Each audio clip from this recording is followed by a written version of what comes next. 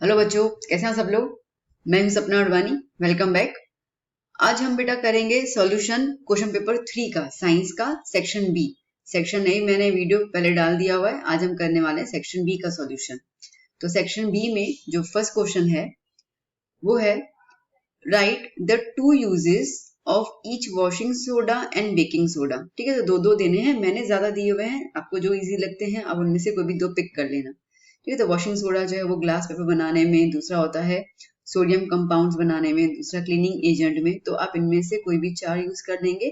ये है washing soda और ये रहा बेकिंग सोडा वाला नीचे। सो बेकिंग सोडा में अगेन 5 है। ठीक है, आप कोई भी दो अच्छे से ले लेना। अब फर्स्ट और सेकंड ऑलमोस्ट सेम है। ठीक है, देखा जाए तो बेकिंग सोडा जो है वो किचन में यूज करते हैं for cake and all that. Second में भी ये लिखा हुआ है it is used in the kitchen. तो इसके लिए इसको एक काउंट ही करना, ठीक है, वरना मार्क्स नहीं मिलेंगे। दूसरा एंटासिड्स में यूज होता है, सोडा एसिड में और इंडस्ट्रियल प्रोडक्ट्स में। Next question, state two remedies to prevent the corrosion of iron. ठीक है, तो इन्होंने क्या है ना बेटा स्पेसिफिकली पूछा है कि आयरन के कोरोजन से बचाने के लिए हमको रेमेडीज दो।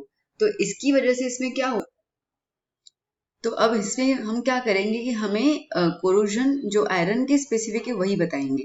अब नॉर्मल कोरोजन होता है तो हम बहुत सारी चीजें ना लिख देते हैं कि पेंट करना, ये करना, बट अपने को ज्यादातर रेमेडीज अच्छे से बतानी है। तो एक होता है गैल्वेनाइजिंग प्रोसेस। इसका मतलब क्या होता है कि हम लोग आयरन की एक डिवाइस है, ठीक है, और उसके ऊपर हम लोग जिंक का पूरा कोटिंग कर लेते हैं। तो ये जो पूरा जिंक का कोटिंग करेंगे इस प्रोसेस को हम कहेंगे गैल्वेनाइजेशन। और दूसरा होता है अलॉय बनाना। अलॉय इसका मतलब कि आयरन के साथ हम लोग कुछ ऐसे और मेटल्स को ज्वाइन कर लेंगे, ठीक है, जिसकी वजह से आयरन का जो कोरोजन वाला प्रॉपर्टी है वो सेपरेट हो जाए उसे, ठीक है, छूट जाए, तो उसको हम अलॉय कहते हैं। नेक्स्ट क्वेश्चन इज लिमिटेशंस देने हैं आपको डॉबर्नियर्स के क्लासिफिकेशन के। तो एक लिमिटेशन ये है कि क्लासिफिकेशन जो है एलिमेंट्स का वो हम लोग कुछ एलिमेंट्स जो है वो उस तीन का जो लॉ था ना उसमें फिट नहीं हो पा रहे थे, और ये सिर्फ जो है वो लिमिटेड नंबर्स के लिए ही था एलिमेंट्स के, तो ये उसके दो हो गए। मेरे को जो इजी लैंग्वेज लगी है मैंने वो वाले आपको आंसर्स दिए हुए हैं। आपने अगर इसके अलावा कुछ पहले से लर्न करके रखा हो तो you can go for it, ठीक है, बट मुझे स्टेटमेंट वगैरह काफी इजी लगा, इसके लिए मैंने ये वाले आंसर्स यहाँ पे आपको दिए हैं। Next 28 number question, give 2 points of differences. ठीक है, अब मेंडेलिव पीरियड टेबल और मॉडर्न पीरियड टेबल का आपको डिफरेंस देना है। दो डिफरेंसेस बोले, मैंने आपको चार चार पॉइंट्स दिए हैं, आपको जो दो इजी लगते हैं। एक तो ये वाला काफी इजी हो गया कि इसमें 7 पीरियड्स और 8 ग्रुप्स हैं, इसमें 7 पीरियड्स और 18 ग्रुप्स हैं। एक ये मुझे काफी इजी लगता है इसके अंदर। दूसरा पहला वाला पॉइंट कि एलिमेंट्स जो हैं यहाँ पर एटॉमिक मास के बेस पे अरेंज और यहाँ पे एटॉमिक नंबर के बेसिस पर। तो ये मुझे 2 पॉइंट ज्यादा इजी लग रहे हैं, बाकी आपको जो ठीक लगे। नेक्स्ट 29 नंबर क्वेश्चन, 29 ऐसा कह रहा है कि आपको एसेक्सुअल रिप्रोडक्शन बताना है किसका, ब्रायोफाइलम लीफ का फिगर के साथ। तो ये इसका फिगर है, ठीक है, और इसमें आपको कि किस तरीके से एसेक्सुअल प्रोडक्शन होता है। अब हमें पता है एसेक्सुअल लीफ के अंदर है तो उसको हम बेसिकली कहेंगे वेजिटेटिव प्रोपोगेशन, ठीक है, तो वही है। अब इसके अंदर जो नए प्लांट्स है वो कैसे प्रोड्यूस हो रहे हैं वो आपको इसके अंदर बताना है। तो अब अगर इसका मैं रियल कहूँ ना बेटा, तो आप इसमें जो इम्पोर्टेंट पॉइंट है एक तो ये वाली आप लिखेंगे, दूसरा आपके पास ये वाले पॉइंट्स हैं, ठीक है, ये आप ज्यादातर यूज, क्योंकि इन्होंने ना बेसिकली ब्रायोफाइलम में पूछा हुआ है। तो आप यहाँ पे सिमिलरली वर्ड काट लीजिए, तो आप यहाँ पे लिख सकते हैं birds produced along the leaf margin of bryophyllum fall on the soil and develop into the new plants, ठीक है, तो ये एग्जाम्पल है प्रोपोगेशन का, तो ये ज्यादा है। अब बेसिकली ये जो 2 पॉइंट्स है वो वेजिटेटिव प्रोपोगेशन को एक्सप्लेन करने के लिए यूज किया गया, जिसका इन्होंने कुछ पूछा नहीं है, समझ रहे हो बेटा। तो इसके लिए ये 2 पॉइंट्स अगर आपको स्किप करने हैं आप स्किप कर सकते हो, आपके मार्क्स नहीं कटेंगे, गारंटी दे रही हूँ आपके मार्क्स नहीं कटेंगे इसके अंदर। हाँ, बट वो जो 3 पॉइंट्स मैंने कहे वो अच्छे से आप लिख दीजिएगा एंड द फिगर। अगर आपको क्वेश्चन ऐसा आता है एक्सप्लेन वेजिटेटिव प्रोपोगेशन, ओके, ऐसा कुछ क्वेश्चन आता है एक्सप्लेन वेजिटेटिव प्रोपोगेशन, तो ये पूरा का पूरा आंसर उसके अंदर आप लिख सकते हो, कंप्लीट पॉइंट्स वो उसमें इंक्लूड हो जाएगा।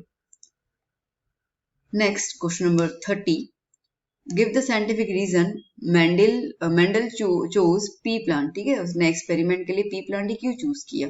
तो सीधी सी बात है कि पी प्लांट छोटा होता है, मैनेजेबल होता है और बहुत जल्दी से ग्रो हो जाता है, ठीक है। उसके अंदर बहुत सारे प्रोजीनी आप देख सकते हो, जो उनका ऑफस्प्रिंग होते हैं बहुत अच्छे खासे पैदा होते हैं। ये मेल और फीमेल दोनों चीजें जो ऑर्गन है वो अवेलेबल होते हैं, तो इसके लिए वो सेल्फ पोलिनेशन में भी जाता है और क्रॉस पोलिनेशन में भी जाता है।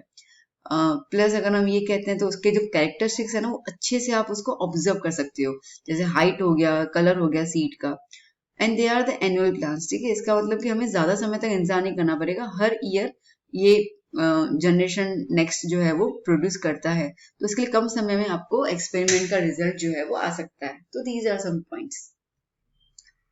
Next, why is tungsten used almost exclusively for the filament of electric bulb? तो बल्ब के अंदर हम लोग टंगस्टन ज्यादातर क्यों यूज करते हैं? क्योंकि टंगस्टन एक स्ट्रॉन्ग मेटल है, ठीक है, जिसका मेल्टिंग पॉइंट 3380 डिग्री सेल्सियस है। तो ये क्या करता है कि इलेक्ट्रिक करंट जब इसमें से पास होता है ना तो वो बहुत गर्म हो जाता है और इसकी वजह से वो लाइट एमिट करता है, और लाइट एमिट करता है तो वो हमारे रूम को लाइटन कर लेता है, इसके लिए हम लोग फिलामेंट्स यूज करते हैं। That's it. Next question, why is the series arrangement not used in the domestic circuit? क्योंकि सीरीज के अंदर जो वोल्टेज है ना वो डिवाइड हो जाता है, जिसकी वजह से जो अप्लायंसेस का जो इफेक्ट होता है, जो उसका आउटपुट होता है वो हमें उतना नहीं मिल पाता है। और अगर एक अप्लायंसेस खराब हो जाए या काम करना बंद कर दे तो बाकी सारे अप्लायंसेस भी स्टॉप हो जाएंगे, तो इसके लिए हम डोमेस्टिक सर्किट में सीरीज कनेक्शन का यूज नहीं करते हैं। 33, why does a compass needle get deflected when brought near a bar magnet? तो हम लोग जब बार मैग्नेट के यहाँ पे कंपास लेके जाते हैं तो वो निडल डिफ्लेक्ट क्यों करता है? तो बेसिकली इसके लिए करता है कि जब हम लोग मैग्नेट कंपास को बार मैग्नेट यहाँ पे लेके जाएंगे तो मैग्नेटिक फील्ड के एरिया में वो आ जाएगा, तो मैग्नेटिक फील्ड की वजह से उस पर एक फोर्स अप्लाई होता है, ठीक है, on the both poles of the compass needle. तो वो जो फोर्स अप्लाई होता है उसकी वजह से वो निडल जो है वो घूमती रहती है, ठीक है, तो इसके लिए हम उसको कहते हैं डिफ्लेक्ट हो रहा है। Next 34, explain the components of an ecosystem. Ecosystem components बताओ। तो इकोसिस्टम के दो कंपोनेंट्स है, एक बायोटिक एंड अबायोटिक। बायोटिक मतलब कि जहां पर लिविंग बींग्स की बात हो जाती है, प्रोड्यूसर्स हो गए, कंज्यूमर्स हो गए, ठीक है, कंज्यूमर्स को भी हम डिवाइड कर लेते हैं इसके अंदर। एबायोटिक इसका मतलब कि सारे के सारे नॉन लिविंग फैक्टर्स आ जाते हैं, टेम्परेचर, वाटर, सनलाइट, विंड, सब कुछ आ गया, ठीक है, that's it. Next, how is ozone formed? Ozone कैसे बनता है? तो ओजोन तो हमें पता है कि एक लेयर है जो स्ट्रेटोस्फेयर में होती है, यहाँ से आंसर है, ठीक है। ओजोन O3 होता है, एक टाइप का गैस होता है जो 3 ऑक्सीजन के एटम से मिलकर बनता है। ओजोन जो है वो बेसिकली यूवी रेस से फॉर्म होता है, ठीक है, तो यूवी रेस उसके ऊपर जब गिरती है ना तो दो मॉलिक्यूल्स जो होते हैं ऑक्सीजन के वो मिल जाते हैं। तो दो मॉलिक्यूल्स, अब बेसिकली क्या होता है इसके अंदर मैं आपसे बताऊं, तो बेसिकली क्या होता है कि दो मॉलिक्यूल्स जो होते हैं ऑक्सीजन के वो टूट जाते हैं और O में डिवाइड हो जाते हैं, तो हमें दो एटम मिल जाते हैं। फिर ये जो O होता है ना वो किसी न किसी O2 के साथ कंबाइन हो जाता है, तो क्या मिल जाता है? O3। तो इस तरीके से ओजोन फॉर्म होता है। नेक्स्ट, 2R के बारे में एक्सप्लेन करना है, रीयूज और रिसाइकल। तो रीयूज मेथड वो होता है जहाँ पे आप एक ही चीज को बार बार यूज किए जा रहे हो उसको फेंके बगैर, जैसे प्लास्टिक बैग्स होते हैं, ठीक है, या तो हम शॉपिंग बैग्स यूज करते हैं, तो जो चीजें उसको हम रीयूज कहते हैं। लेकिन अगर मैं आपसे कहूँ कि आपकी मम्मी जो है सपोज की मार्केट से एक अचार का डब्बा लेके आए, ठीक है, अब अचार खत्म हो गई, तो क्या होगा? अब मम्मी डब्बा फेंकेंगे नहीं, वो मम्मी उस डब्बे के अंदर कोई ना कोई चीज जो है किचन की डाल के रख देगी, तो that is considered as a reuse. Recycle मतलब कि ये प्रोसेस होता है जहां पे आप वेस्ट मटेरियल को एक यूजेबल मटेरियल में कन्वर्ट करते हो, ठीक है, जैसे प्लास्टिक है, अब प्लास्टिक को आपने कन्वर्ट किया है, जैसे अब आजकल हम देखते हैं जीन्स वगैरह हम बनाते हैं, रोड बनाते हैं, पेपर, ग्लास, मेटल के आइटम्स, तो बेसिकली जहाँ पे आप न्यू चीजें बनाते हो या फिर से फ्रेश उनको बना देते हो उसको हम कहते हैं recycle. Last question. What are the basic causes that has brought criticism about the large dam projects? ठीक है, लार्ज डैम प्रोजेक्ट्स बनाने के लिए कौन सी लार्ज जो डैम प्रोजेक्ट्स हैं, ठीक है, तो उनमें क्या क्या ऐसे रीजन है जिसकी वजह से उनको क्रिटिसाइज किया गया है कि भाई नहीं बनाना चाहिए? तो आपसे कोई भी दो पूछे हुए हैं, मैंने आपको 3 दिए हुए हैं, और मुझे पता है कि मैक्सिमम बच्चे जो है फर्स्ट और सेकंड को चुनेंगे क्योंकि थर्ड काफी लंबा है। तो एक तो होता है सोशल प्रॉब्लम, ठीक है। तो सोशल प्रॉब्लम इसका मतलब क्या है कि जो भी ट्राइबल पीपल है या जो फार्मर्स होते हैं उनको अपनी जगह चेंज करनी पड़ती है, ठीक है। तो उनको कुछ ना कुछ पैसे देकर वो वहां से हटा देते हैं और कहते हैं कि दूसरे गांव में दूसरी जगह पे जाके रहो, तो वो एक प्रॉब्लम हो जाती है। दूसरी होती है इकोनॉमिक प्रॉब्लम, कि जैसे डैम बनाने के दौरान ना, ठीक है, बहुत ज्यादा पब्लिक का पैसा जाता है। अभी पैसा ऐसा है कि इट्स अ डेड इन्वेस्टमेंट, ठीक है। यहाँ से हमें कुछ इंटरेस्ट नहीं मिलेगा, कोई दूसरा पैसा नहीं मिलेगा, तो जिसकी वजह से ये इकोनॉमिक प्रॉब्लम भी है।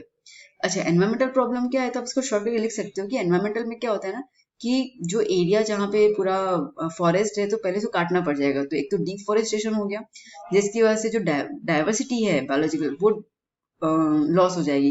मतलब कि वहां पे जंगल में रहने वाले जो भी एनिमल्स बर्ड्स वगैरह है उनको अपना घर छोड़ के कहीं ना कहीं जाना पड़ जाएगा, जिसकी वजह से उनका घर जो है, हम यूं कहते हैं ना कि उनका फॉरेस्ट में घर है, तो उनका घर जो है उनसे छूट जाएगा, ठीक है। तो वहां पे वो लॉस है उनका। तो ये एक प्रॉब्लम होती है एनवायरमेंटल प्रॉब्लम, कि अगर फॉरेस्ट नहीं है, ठीक है, अगर अच्छे से एनिमल्स नहीं है, तो इसका मतलब ये है कि हम यहाँ पे पॉल्यूशन और बहुत सारे फैक्टर्स को खुद ही इनवाइट कर रहे हैं। तो इस तरीके के प्रॉब्लम्स को हम कहते हैं एनवायरमेंटल प्रॉब्लम्स। तो खैर दो में से तीन में से आप कोई भी दो अपने हिसाब से चूज कर सकते हैं। तो बेटा यहाँ तक हमने फिनिश कर लिया सेक्शन बी, आपको क्लियर हो चुका होगा। अब हम चलेंगे सेक्शन सी की ओर, तो मैं बहुत जल्द वीडियो सेक्शन सी का भी अपलोड कर लूंगी। तब तक आप पढ़ते रहिए, ठीक है। मिलते हैं हम लोग नेक्स्ट सेक्शन में। Bye bye, take care.